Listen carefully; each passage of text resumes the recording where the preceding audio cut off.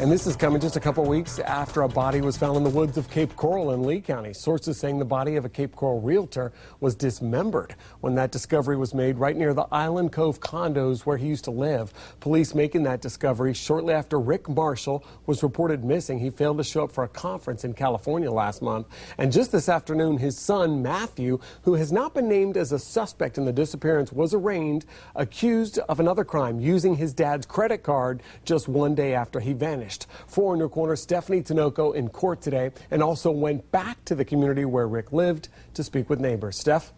That's right, Patrick. We were in the courtroom for just a matter of minutes. The judge addressed Matthew Marshall very briefly, but sitting right behind me were a couple of his father's friends, James Marshall, who they called Rick, and they were visibly upset just by the son's appearance in court.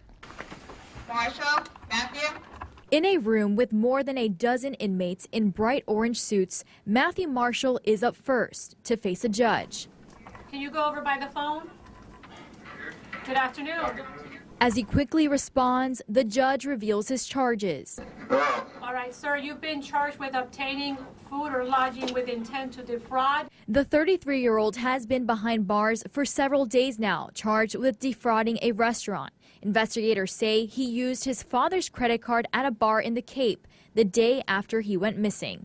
Your lawyer has filed a plea of not guilty. Matthew will remain behind bars until his fraud case is determined. He has not been named a suspect in his father's death.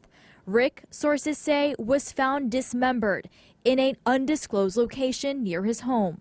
We're not going to get into gory details of any kind. Police are tight-lipped about any suspect in the case, leaving people living around the area anxious for answers. Are they even looking at the son as a suspect, though? The fact that, all that happened with the credit card and all. Neighbors say they're confident even the smallest of detail will soon help to make a bigger revelation.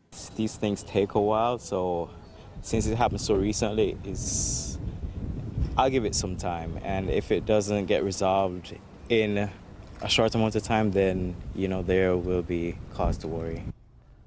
Now, Matthew Marshall is expected to be in court again on April 7th. I also spoke to people at Island Cove where James Rick Marshall and his son lived. There's actually a homeowners meeting next week, and they tell me they hope they'll get some answers on the loss of their neighbor by then. Live in the studio, Stephanie Tinoco, Fox 4 in your corner.